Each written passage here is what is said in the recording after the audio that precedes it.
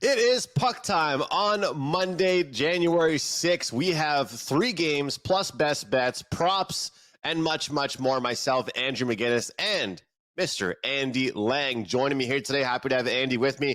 Carm will be back tomorrow in his usual spot, of course. We're going to talk Capitals, Sabres, Panthers, Avalanche, Devils, Kraken, and close things out with some best bets. I have 2 props to mention in between those games, and I'm sure Andy will have a hell of a lot of props for us throughout the entire show. Andy, good morning to you. What's going on? Hope Carm finds his voice. Hope the Devils find their way. They're struggling. So, over under. Carm gets his voice back, or the Devils get a win. I got Carm gets his voice back as the minus 130 favorite. So good to be here, man.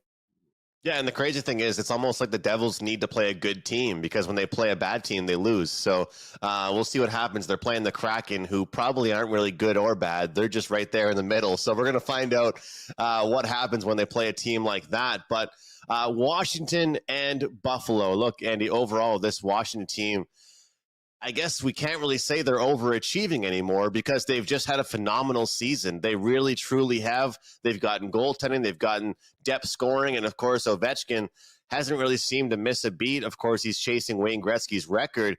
So I'm guessing there's been some good prop bets for the Capitals. But as far as the Buffalo Sabres are concerned, I'm sure you've been able to make some money betting against some of their players. But I'm curious where you're going in that game, Capitals and Sabres. Well, you're right. I'm finding that the garbage teams are where the best value is. Like, you could get Ovechkin at like minus 160, minus 150 to have a point a few games ago, but now it's minus 200. So that market is gone. But actually, believe it or not, the Buffalo Sabres are probably my number one most profitable betting team. Yuri Kulik over 1.5 shots on goal has been the gift that just keeps on giving. I've laid off of it because his rate of hitting has just been unsustainable. I think he hit like something like 17 out of 19 games, and it was just rinse and repeat. But you see his shot attempts go down a little bit, so I'm laying off of him tonight. I will take a look at Tom Wilson under 2.5 shots on goal. It's gone over in 3 straight games, but that's the only time this season he's gone over in 3 straight games, and he's gone under the last 2 times he's played Buffalo. So I'm expecting a little bit of regression back. And then, listen, this is one that me and clients have cashed the last few games. Alex Tuch to not have a point. He only has 2 games with a point in the last 12, and you're still getting a really good price on this. The Sabres have lost 16 out of 19 games. The Capitals have given up 8 goals the last 2 games. That's the concern with this one. And they're not very good on the road. The Capitals have given up 16 goals their last 5 road games. So I can't say that Alex Tuch to not have a point is a super confident play. I've cashed it the last couple games that we bet on with him. But Tom Wilson under shots on goal and Alex Tuch, no points is how I would be looking at this one. I like that, and especially with the whole Tuch thing. I mean, you have to be able to find guys on bad teams with just decent odds, right? You can't pick like the 3rd or 4th line guy on a bad team. You could if it keeps working, but you're going to get bad odds. But with Tuch, he's someone that's kind of relied upon for the team, so you're going to continuously get some fairly good numbers there to go against these guys. And, one thing funny, Andy, about some of these teams that have struggled, like you take a look at the New York Rangers, for example, and even the Nashville Predators on a large scale. They've had such a rough stretch, right? And you look at their schedule, it doesn't get any better for them. Like, I've actually been a big schedule guy lately. Like, I'm looking at teams. Maybe I'm not like, one of those people that's like planning a bet, 3 weeks in advance, but I'm kind of checking to see how a team's schedule is going to look. And the funny thing for Buffalo is that they had a really, really tough December, and there's no denying that. Their January hasn't been great. The end of their December wasn't great. I mean, right now, you look at the last few games for them, they played against Dallas, they played against Colorado with Mackenzie Blackwood as the goalie, then they play against Vegas with Aiden Hill as the goalie, and now you got to play against Washington with one of the best goalies in the league right now and the best defensive cores in the league. I mean, I don't know what the league is up to when they're just planning the schedule out in the summer and they're like, man, this is going to be a rough 4 games for Buffalo. Like they just know that some of these stretches or road stretches or whatever it may be are going to be tough for teams. And I know this is kind of a cliche Andrew play here, but it just fits right in my parameters. The plus 100, I love the number. I'm going to take Washington to get to 4 goals here. And, the funny thing is, you look at the way Washington's been playing, Andy, I think they will be focused in this game and won't take Buffalo too lightly because, yes, they did have an explosion their last time out against New York. But previous to that, they lose to Minnesota. Then they only put up 3 against Boston, 2 against Detroit. This team's been kind of a win one, lose one type of team. So I don't see them taking the Buffalo Sabres very lightly. And, a big thing for me that's helped me be successful this season in the NHL has been something that you always talk about, protecting my bankroll. And sure, will I be disappointed if Washington wins this game 3-2? Absolutely I will, because but I'm sacrificing a minus 155 to get a plus 100. And I do believe that there's a really strong chance that the Capitals beat the Sabres.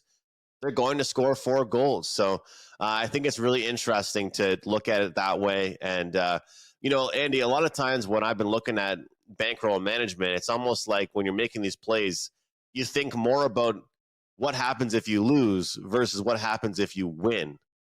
And that's kind of how I've been feeling about these team totals. Like if you have a 2-2 night, but all your plays are plus money, you're just looking on to the next day. If you have a 2-2 night when your plays were minus 145, you're not too happy and you're not really much of a happy camper. As much as you mentioned profitable team being Buffalo, as far as, probably going against those players very much.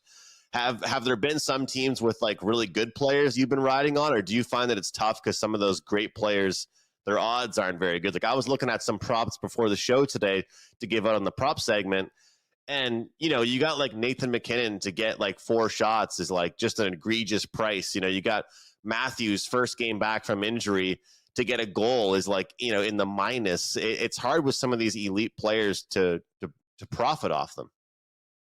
Yeah, I have done well this season. I'm on a 26-13 run this season, and what I've been doing is looking at these guys at 1.5 shots on goal. I don't even look at the 2.5 shots on goal.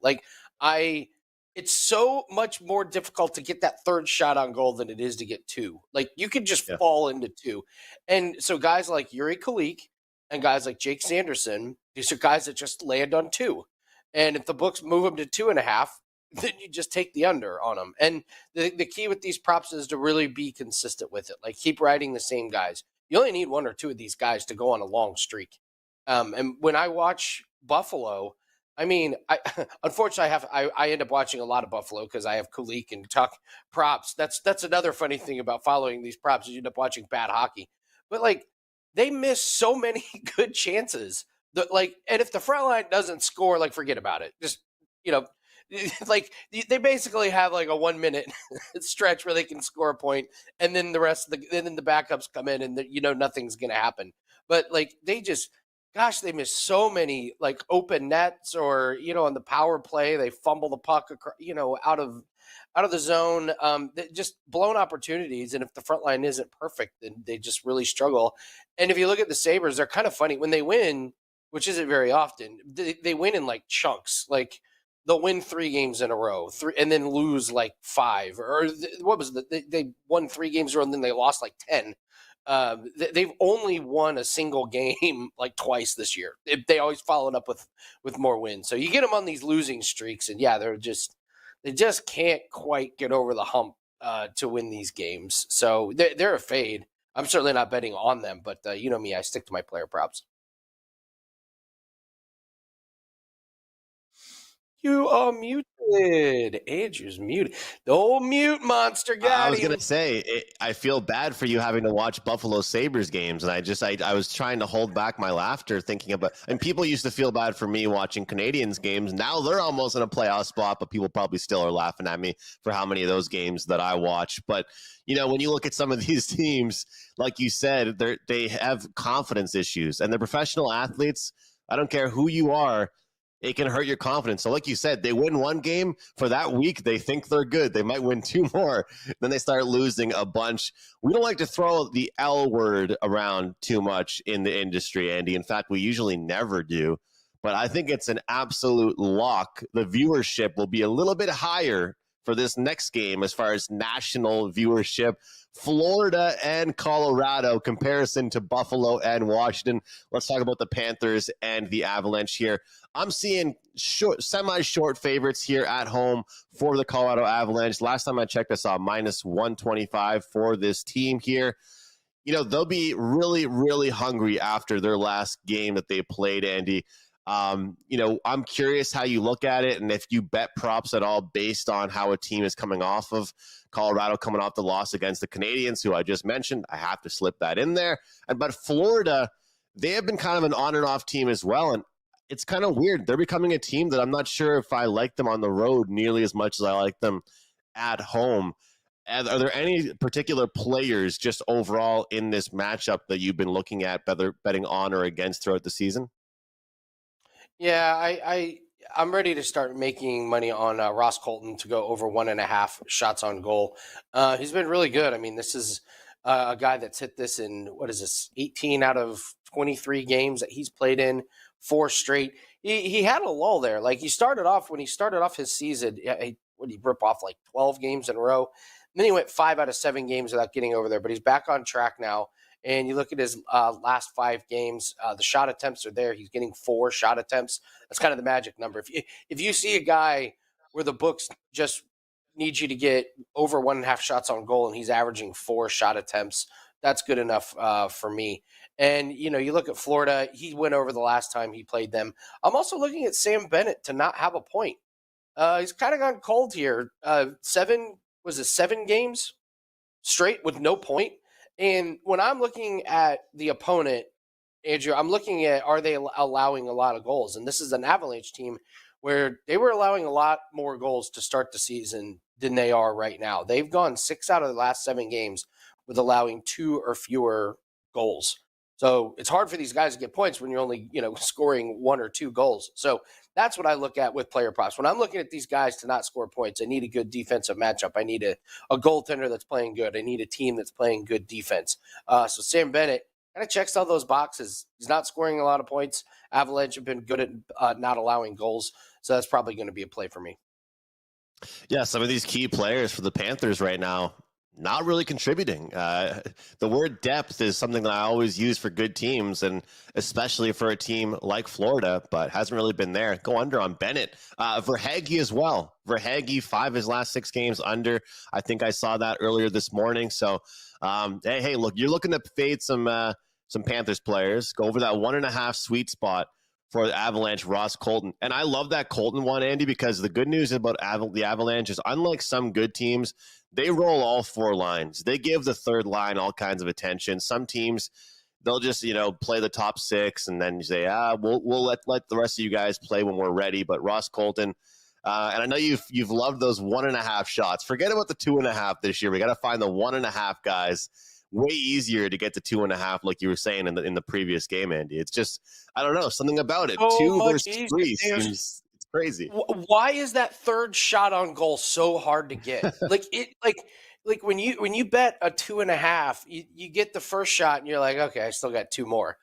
1.5, if you get 1 in the first period, you're like, oh, great, this is fantastic. So I have yet to play a 2.5 shots on goal over. I've played unders, but not over. So all of my shots on goal props are overs. And I have to point out, comment section, Lando 86.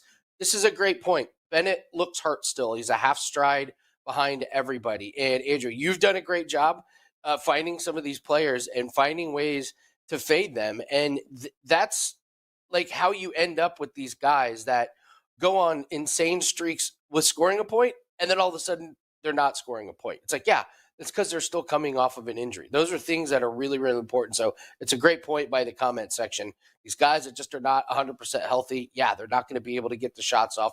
They're not going to be out and, get on the fast breaks. They're going to be laboring. And you know how it is, man, when you're hurt, sometimes it's just like, just get me through the game.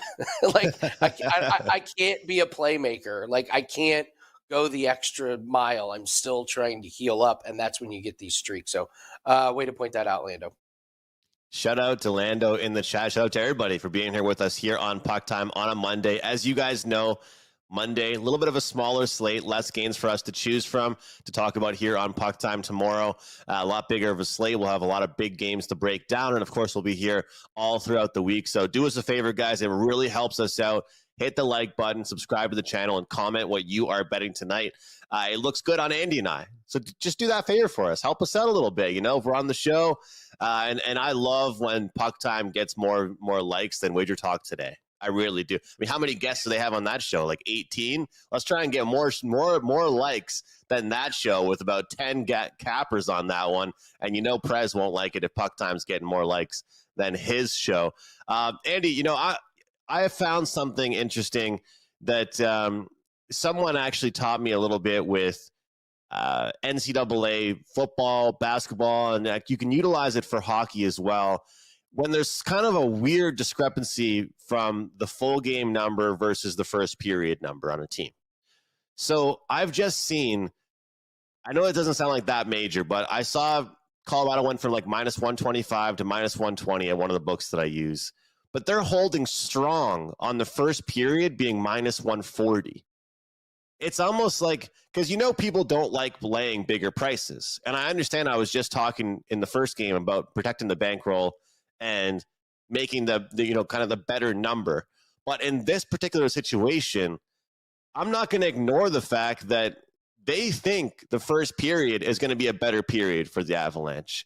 Those people that think they know more than the books, like the books didn't price numbers higher yesterday for incentive props in the NFL, like they just didn't know about incentive props.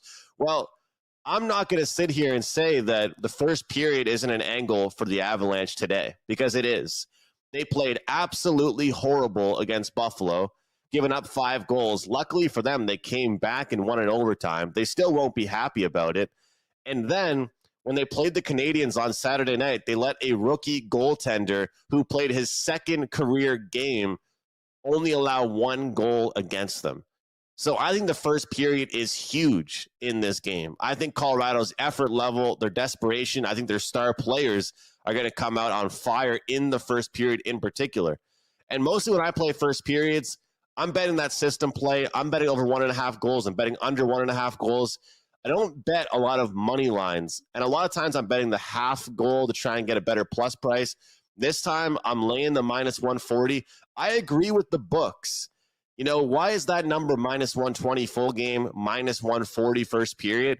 Hey, I agree with them. The first period will be the best period for the Avalanche in this one. I know some people might not like the odds on that one compared to a plus 100 or a minus 110, 120. But from where I'm standing, that is really the best way to go in this one. And that will take me into the prop segment here, where I'm just going to quickly mention 2 props that I like in this one. Before I do that, guys, it's been a really good run and an extended run in the NHL. Last 32 plays, we are 24-8. 75% exactly, earning 39 units, doing really, really well in the NHL. So you guys can join me over at WagerTalk with all of my plays, all kinds of great specials available. My first player prop is going to be Jonathan Drouin over 2.5 shots on goal from the Colorado Avalanche. I talked about this Avalanche team on Puck Time being so desperate, being so motivated to have a good start in this game. But I don't want to worry about Makar to get 4 shots. I don't want to worry about McKinnon to get 4 shots and ranting at these horrible prices we're getting. With a guy like Jonathan Drouin getting slotted back into the lineup, he's kind of like that lethal sleeper player in the top 6 in that lineup. And because he's been in and out of the lineup due to injuries, you're getting a really, really good price on this minus 125 over 2.5 shots on goal. When people are paying attention to all the other snipers, Jonathan Drouin is left wide open, so I'll look towards him to go over his shots on goal. Now we have talked about an over, we have to get to an under, and we're going to fade a player on the Seattle Kraken, and his name is Jared McCann. Jared McCann, well, I hate to put it this way, he hasn't really been doing a hell of a lot for the Seattle Kraken right now, guys, and we're going to take him under on his points. 4 of his last 5 games, we have not seen him get a point, and especially at home, this Devils team does really, really well against centers as far as their defensive ability. And if you watch Puck Time today, and if you're watching right now, we know this Devils team is struggling, and I think a defensive game is in order for the Devils. So we'll take Jared McCann under on half a point. Will not record a point at -120 tonight for the Seattle Kraken. All right, Andy, since we left off with that game with the last prop, I'm curious what you have in the Devils and Kraken game. But before we jump into it, what do you have going on this week with clients? I know you, as well as myself, pumped up for the Aussie Open. There's been all these tournaments going on before that. We saw Djokovic get upset as a massive, massive dog. I'm sure he cares more about the Aussie Open than that miniature tournament beforehand. But what's new and exciting for you this week? Yeah, well, today we have an NBA and NHL pack that is up. We got plays in both sports, running really good in both. 26-13 NHL, 15-9 in NBA. So really happy with the work we've been doing in both those sports. Several really, really good plays. Take advantage of that. We also have our annual special where we do 365 days worth of plays. This is marked down 65%. If you would buy 30 days individually, this is a 65% discount. We're number one the last 2 years. We finished 2024 up 128 units. We finished 2023 up 91 units. So short term, looking great in these sports. Long term, even better. We're going to leave this promo code up for a couple weeks because I know it's a big investment, but it's worth it. Nobody's won more units the last 2 years than us. Promo code Andy365, WT.buzz/AL. I'm really glad to see that Jared McCann play. That was going to be my best bet for the show. So I'm completely on board with you on that one. Let's go to another guy with 1.5 shots on goal. Oliver Bjorkstrand, gone over 30 out of 39 games this season. And kind of a weird trend. He's gone over in every single home game he's played against the Devils. Every single game he's played against the Devils at home, he's gone over this one. So, yeah, I don't know what's going on with the Devils. I think chalk this up to it's just a really long season.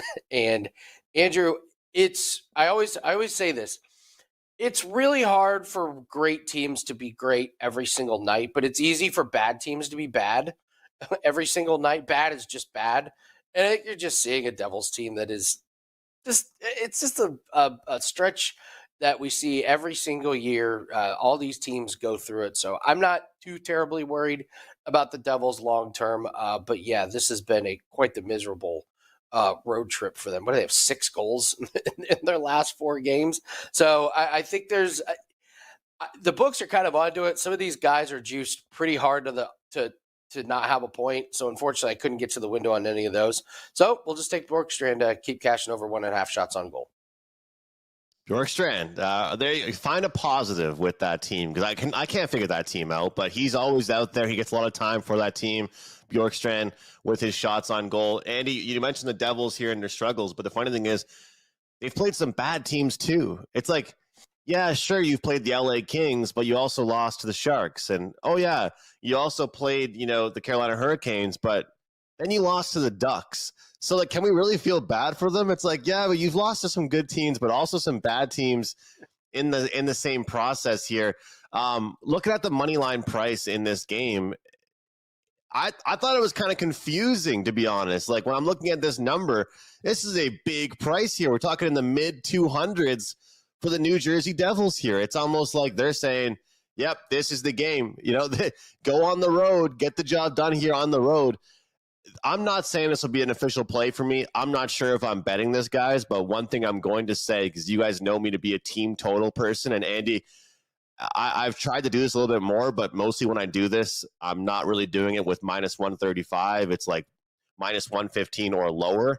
But team total under for the Kraken. I mentioned in the prop segment, I think we're going to have to see a defensive effort out of the Devils. The next win the Devils get, they're going to have to give up maybe 2 goals, if not 3, but I'm hoping under 2.5. And it takes the number from a -200 price all the way down to a -135 price.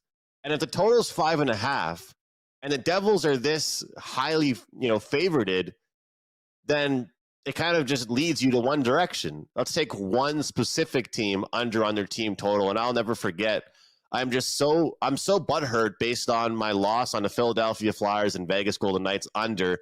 30 seconds left, Andy. I get an empty net goal working against me, and it was for Vegas. So from now on, for the most part, when I like an under, I'm probably going to just pick one team and take them to go under, because then you don't have to worry about the empty net. Usually we're cheering for empties. Usually I want that for my overs, but when you take unders, they're not very fun. So I would lean towards Seattle team total under here, but I really have no thoughts on the game overall. This is kind of a tough game for me. Unders a little bit, under first period, 1.5 maybe, and team total under for the Seattle Kraken. Andy, again, just remind people what you have going on. And whoa, hold on. You're gonna take Seattle and not the Devils under 3.5 in this one? The Devils, yeah, well, I mean, look, they're scoring 2 goals against San Jose. They just shut out against against Anaheim. I'm stunned. I'm stunned you went with the Kraken. I would have bet you would have gone with the Devils to continue fading them on the road. That's interesting. I've got no excuse for the other ones, games, but there's this goalie, Reskarov, however you pronounce his name. I'll try and get that right. He was a part of the Predators organization, and they traded him away to San Jose because he was upset pretty much that he wasn't going to be a part of the future. So Nashville signed their veteran goalie to like a massive deal in the summer. And people were thinking like, oh, maybe he's on his way out. Then they signed him to a huge deal. And then they brought in some other backup goalies. So this guy was in the AHL for the Predators, right? So then there was some big deal. Pretty much people thought he was being kind of like a prima donna and being like a little bit too cocky. I guess not. I guess he is as advertised, because he just beat, the Devils. He beat the Tampa Bay Lightning. He's beating all these teams. Tampa were like minus 300, I think, and he only gave up 1 goal against them. So we'll see what happens in this one with Seattle. We'll see if they can score on the Devils, and we'll see if the Devils can score on them. But I don't know. That's just kind of how I look. At the same time here, Andy, I'm definitely not looking at the Devils over. Right? You're talking to me about, I'm not looking at their over. I'm more so just looking at their defense, I guess is what I'm saying. So, but I deserve it. You're right. I deserve that because this team has been struggling. So we'll see. I just think the only answer for them right now is defense. That's their only answer. I'm not betting on their offense. I agree completely. They got to get back to their roots, but at some point you got to be able to score on the road. Like, I mean, I know the goalie for San Jose is good, but come on, it's not that good. It's not that good. So he's okay. He's okay. He's still young too. He's not even he hasn't even played that many games yet, and they can't score on him. So, but there's a reason why I'm taking one team's under, because I do have a feeling whoever wins this game could just get that one just over the 5.5. 5.5s are such dangerous totals in this day and age. You got some teams that pull the goalie twice, and that's 2 goals out of the 6 goals you need to get if you're betting an over in a 5.5. So I'll just take one team on their team total under. But like I said, I don't necessarily think I'll have a play on that game, but I do have some plays up today. But yeah, remind people what you have, Andy, and curious what your best bet is for the show. Yeah, grab that NBA and NHL pack. It's weird. No Monday Night Football, Andrew. This is a weird Monday for us. Yeah. But great time to jump on board NBA, NHL. We've been cashing all season. Top 4 in NBA profits, and I believe top 5 in NHL profits on a 26-13 NHL run. So we're just putting all those plays into one pack. You'll get quite a few plays in that one. 3 of them are up there right now. Best bet.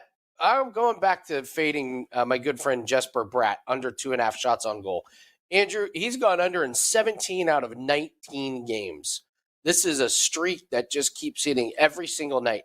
He had the insane game against LA where he took 8 shot attempts and he had 5 shots on goal. But other than that, he's averaging just over 3 shot attempts, not shots on goal, shot attempts. It is really hard to get over 2.5 shots on goal when you're only averaging 3 shot attempts. So I love looking at these guys when they have low shot attempts and the books keep giving me 2.5 shots on goal. It's an easy under, and this is one of those plays where even if it goes over once, you just come right back and play it. We're looking to go like 4-1, 5-1. I mean, in this case, 17 out of 19. We'll just keep riding Jesper Bratt to go under 2.5 shots on goal as the show best bet. I love that, Andy. And I told you before, I had a tough time dealing with that before because I would just get satisfied. I'd be like, okay, this guy did what I needed him to do. And then I won't look at him for the next 5-6 games. And then he's still doing what I'm asking him to do the first time. So your clients must get a kick out of that, being like, hey, here it is again. Let's keep running it. And then it's just the same. Because why do you need to spread it out over 24 guys when you can have 8 players going under or over so consistently? So I love it. I love it. And you know what? You're probably finding, I bet you all of a sudden you're going to find yourself sort of a fan of a team just because you have to watch their games. Sabres. You're like, I guess I get to know the local announcers on these teams. It happens in every sport. I'm like, oh, that's the local announcer guys. I mean, yes, all the Discord channel that you and I are in, everyone is like, who is this Yuri Kulik? And then after 2 weeks, they're like, this is my favorite player in the NHL. The 20-year-old defenseman for the Buffalo Sabres is everyone's favorite because it just keeps hitting. Yeah, that's the thing with props. Pick a guy, find a streak, and like you said, you only need 1 or 2 of these guys to bring in a lot of profits. You're just at a sports bar talking hockey with somebody, and you're like, man, you know this guy, Yuri Kulik? He's my guy. They're like, what the hell's wrong with this guy? You're not a McDavid fan? You're not, nope, this is my guy. I love it. Well, for me, so far, it's going to be just 2 plays on this small slate in the NHL. Like I said, I'm 75% last 32 NHL plays. So having a good run here, guys, hoping to maintain it, really picking my spots here, trying to manage the bankroll. 2 plays at minimum. And this play will be one of them. Colorado Avalanche to win the first period, -140. I know it's a little bit expensive, guys, that -140. But I'm really looking forward to the desperation and the spot here for them at home to come out on fire after allowing 5 goals against the Buffalo Sabres and then only scoring 1 goal against the Montreal Canadiens, who, despite a good run, are still bottom of the league as far as shots on goal allowed and goals given up. So this will be a really motivated Avalanche team. We'll take them to win the first period, get in and out of that game in 20 minutes against the Florida Panthers. Really happy to have Andy with me here today, especially since we aren't recording an NFL video together. So appreciate Andy for being here, giving out these prop winners. Thank you all for watching us. We'll have Carm back tomorrow. But that's it for today's show here on Puck Time. We'll see you next time right here on WagerTalk TV.